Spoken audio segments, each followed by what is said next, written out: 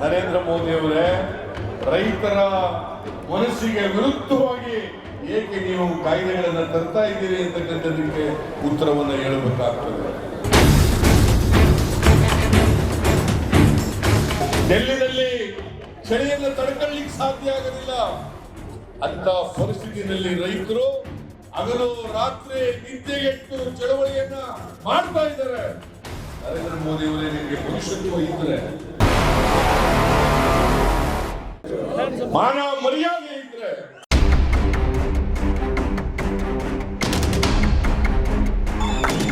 ಅವರ ಚಳವಳಿಯನ್ನು ಹತ್ತಿಕ್ಕತಕ್ಕಂಥ ಪ್ರಯತ್ನವನ್ನು ಮಾಡಬಾರದಾಗಿತ್ತು.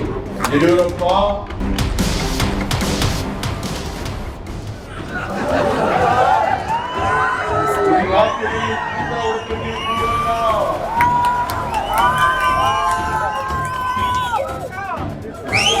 ರಾಜ್ಯದ ರೈತರು ಮನಸ್ಸು ಮಾಡಿದರೆ ನಿಮ್ಮ ಸರ್ಕಾರವನ್ನ ಕಿತ್ತೊಗೆಯೋದು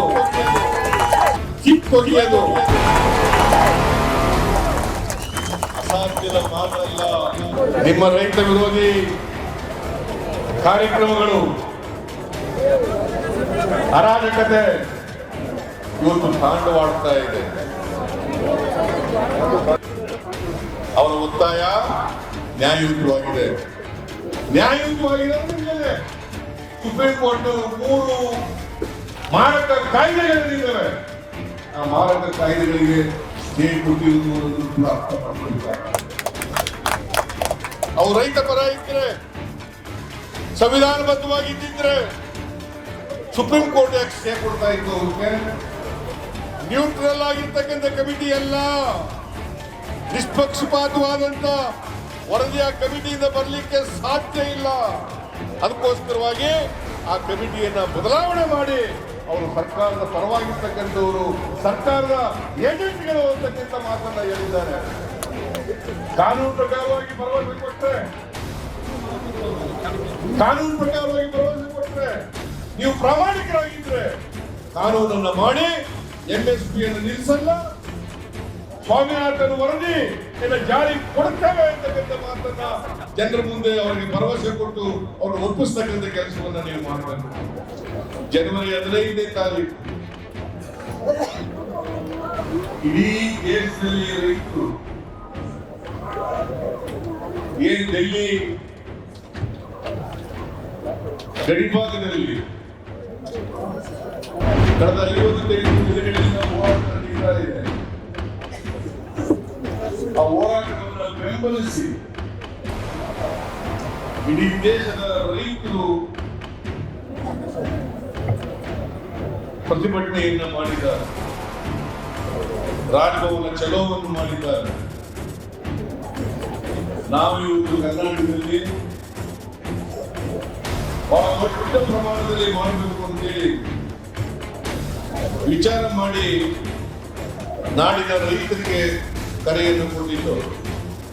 ಪಾಪ ರೈತರೇನು ಫ್ಯಾಕ್ಟರಿಗಳಲ್ಲಿ ಬೇರೆ ಬೇರೆ ವಾಹನಗಳಲ್ಲಿ ಬೆಂಗಳೂರಿಗೆ ಬರಲಿಕ್ಕೆ ಹೊರಟಿದ್ರು. ಆದರೆ ಈ ರಾಜ್ಯ ಸರ್ಕಾರದ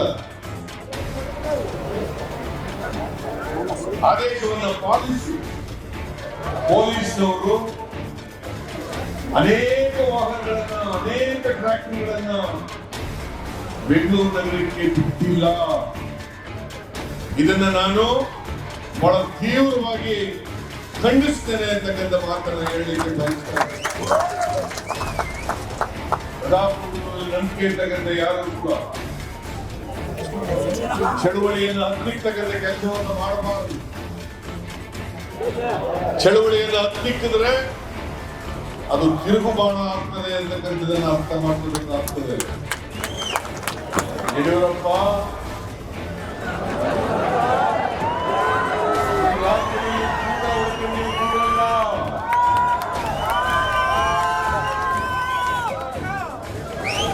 ರಾಜ್ಯದ ರೈತರು ಮನಸ್ಸು ಮಾಡಿದರೆ ನಿಮ್ಮ ಸರ್ಕಾರವನ್ನ ಕಿತ್ತೊಗೆಯೋದು ಅಸಾಧ್ಯದ ಮಾತಲ್ಲ.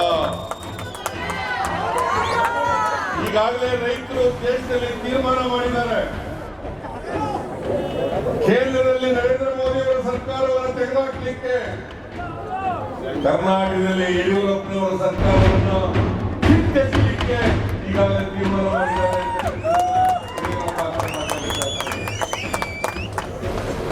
ನಿಮ್ಮ ಭ್ರಷ್ಟಾಚಾರ,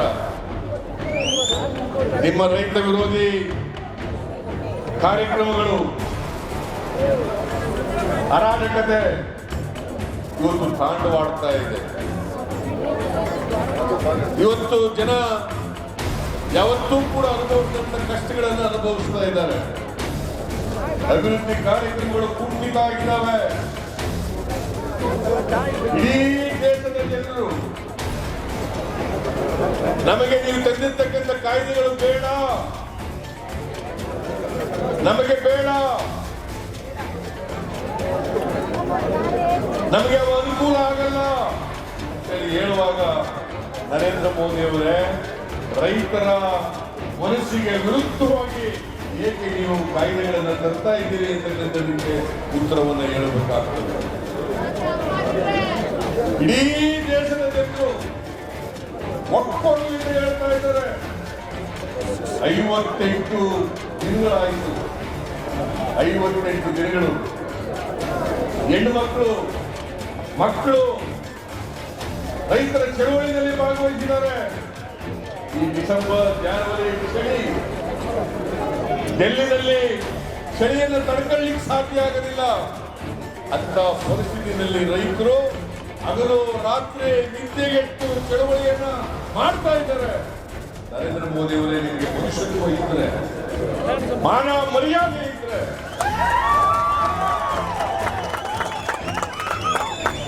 ಅವರ ಚಳವಳಿಯನ್ನು ಹತ್ತಿಕ್ಕತಕ್ಕಂಥ ಪ್ರಯತ್ನವನ್ನು ಮಾಡಬಾರದಾಗಿತ್ತು. 10 ಬಾರಿ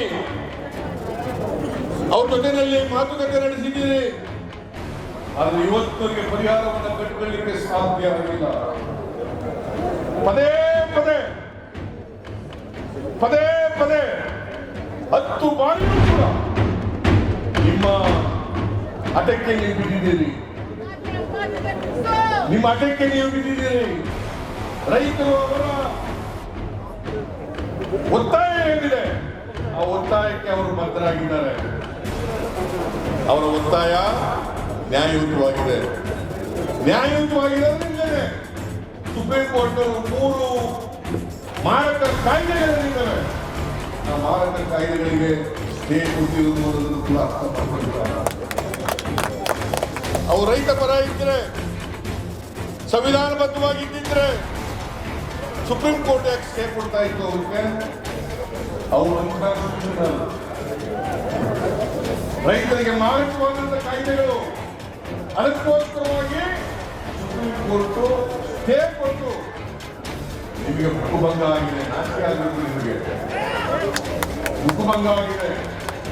ಆದರೂ ಕೂಡ ನಿಮ್ಮ ಬಂಡತನವನ್ನ ಬಿಡ್ತಾ ಇಲ್ಲ. ಈಗಲೂ ಕಮಿಟಿ ಮಾಡಿದ್ದೀವಿ. ಯಾರು ಕಮಿಟಿ ಮಾಡಿದ್ದೀರಿ? ರೈತರು ಹೇಳ್ತಾರೆ ಆ ಕಮಿಟಿ ಬೇಡ.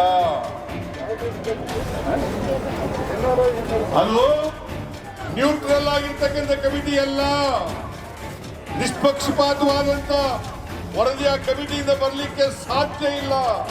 ಅದಕ್ಕೋಸ್ಕರವಾಗಿ ಆ ಕಮಿಟಿಯನ್ನ ಬದಲಾವಣೆ ಮಾಡಿ ಅವರು ಸರ್ಕಾರದ ಪರವಾಗಿರ್ತಕ್ಕಂಥವರು, ಸರ್ಕಾರದ ಏಜೆಂಟ್ಗಳು ಅಂತಕ್ಕಂಥ ಮಾತನ್ನ ಹೇಳಿದ್ದಾರೆ.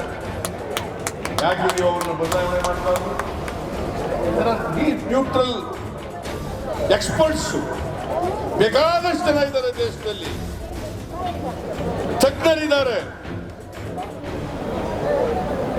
ಅವ್ರನ್ನ ಮಾಡಿ, ನೀವು ರೈತರನ್ನ ಕೇಳ್ಕೊಂಡು ಮಾಡಿ. ರೈತರನ್ನ ಕೇಳ್ದೇನೆ ಏಕಾಏಕಿ ಸುಪ್ರೀಂ ಕೋರ್ಟ್ ಅವ್ರು ಮಾಡಿಬಿಟ್ಟಿದ್ದಾರೆ. ನೀವು ಅವ್ರ ಮಾತು ಕೇಳಿ ಅಂತ ಹೇಳ್ತಾ ಇದ್ದೀರಿ. ಇದರಿಂದಲೂ ಕೂಡ ಇವರು ನಾಳೆಯಿಂದ ಕಮಿಟಿಯವರು ರೈತರ ಜೊತೆ ಮಾತಾಡ್ತಾರೆ, ಆದ್ರೂ ಕೂಡ ಪರಿಹಾರ ಸಿಕ್ಕಲ್ಲ. ರೈತರು ಬಯಸ್ತಕ್ಕಂಥ ಒಂದೇ ಒಂದು ಪರಿಹಾರ ಅದೇನಪ್ಪಾ ಅಂತಂದ್ರೆ ಈ 3 ಕಾಯ್ದೆಗಳನ್ನು ವಾಪಸ್ ತಗೊಳ್ಳೋದು. 3 ಕಾಯ್ದೆಗಳನ್ನು ವಾಪಸ್ ತಗೊಳ್ಳೋದು. ಇಲ್ಲಿ ಬಿಟ್ಟು ಬೇರೆ ಯಾವುದೇ ಪರಿಹಾರ ಇಲ್ಲ ಅನ್ನೋದನ್ನ ಅರ್ಥ ಮಾಡ್ಕೋಬೇಕಾಗ್ತದೆ. ಅದರಿಂದ ನಾನು ನರೇಂದ್ರ ಮೋದಿ ಅವರಿಗೆ ಹೇಳ್ತೀನಿ, ಈ ಯಡಿಯೂರಪ್ಪನವರು ಕೂಡ ಹೇಳ್ತೀನಿ, ಯಡಿಯೂರಪ್ಪನವರೇ ರೈತರು ಇವತ್ತು ಸಿಡಿದೆದ್ದಿದ್ದಾರೆ. ಅವರು ದಂಗೆ ಏಳಲಿಕ್ಕೆ ಅವಕಾಶವನ್ನು ಮಾಡಿಕೊಡಬೇಡಿ ಅಂತಕ್ಕಂಥ ಸೂಚ್ಯವಾಗಿ ನರೇಂದ್ರ ಮೋದಿ ಅವರಿಗೆ ಮತ್ತು ಯಡಿಯೂರಪ್ಪನವರಿಗೆ ಹೇಳಲಿಕ್ಕೆ ಬಯಸ್ತಾ ಇದ್ದೇನೆ. ಹಿಂದೆ ಈಸ್ಟ್ ಇಂಡಿಯಾ ಕಂಪನಿ ವಿರುದ್ಧ ಭಾರತದ ಜನ ಸಿಡಿದೆದ್ರು, ದಂಗೆ ಎದ್ರು. ಇವತ್ತು ಮತ್ತೆ ನಮ್ಮದೇ ಸರ್ಕಾರ, ಭಾರತದ ಸರ್ಕಾರ, ಆ ಸರ್ಕಾರದ ವಿರುದ್ಧ ಎರಡನೇ ಸ್ವಾತಂತ್ರ್ಯ ಯುದ್ಧವನ್ನ ಮಾಡಬೇಕಾದಂತ ಪರಿಸ್ಥಿತಿ ಇವತ್ತು ದೇಶದಲ್ಲಿ ಬಂದಿದೆ.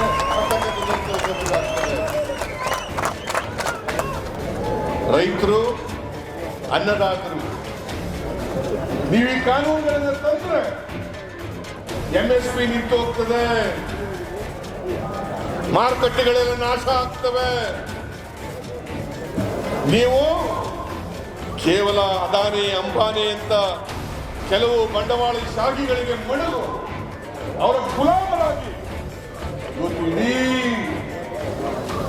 ರೈತರ ಕಸುವನ್ನೇ ನಾಶ ಮಾಡಿಕೊಂಡಿದ್ದೀರಿ. ಇದನ್ನ ಖಂಡಿಸಬೇಕಾಗ್ತದೆ, ವಿರೋಧಿಸಬೇಕಾಗ್ತದೆ. ಇಡೀ ದೇಶದ ಜನ ವಿರೋಧಿಸ್ತಾ ಇದ್ದಾರೆ ಅಂತ ಹೇಳಿ ಇವತ್ತು ನೆನಪು ಮಾಡಿಕೊಳ್ಳಲಿಕ್ಕೆ ಬಯಸ್ತಾ ಇದ್ದಾರೆ. ಅದನ್ನು ಬೆಂಬಲಿಸಿ ಇವತ್ತು ಕರ್ನಾಟಕ ಪ್ರದೇಶ ಕಾಂಗ್ರೆಸ್ ಸಮಿತಿಯವರು ಈ ಚಳವಳಿಯನ್ನ, ಈ ಹೋರಾಟವನ್ನು ಕಂಡಿರ್ತಕ್ಕಂಥದ್ದು. ನಾನು ಎಲ್ಲ ಈ ಹೋರಾಟದಲ್ಲಿ ಭಾಗವಹಿಸಿರ್ತಕ್ಕಂಥ ಎಲ್ಲರೂ ಕೂಡ ಮನವಿ ಮಾಡ್ತೇವೆ. ನಮ್ಮ ಹೋರಾಟ ಇಲ್ಲಿ ಭಾಷಣ ಮಾಡಿ ಮುಗಿಸೋದಲ್ಲ. ನಮ್ಮ ಹೋರಾಟ ರಾಜಭವನ ಮುತ್ತಿಗೆ,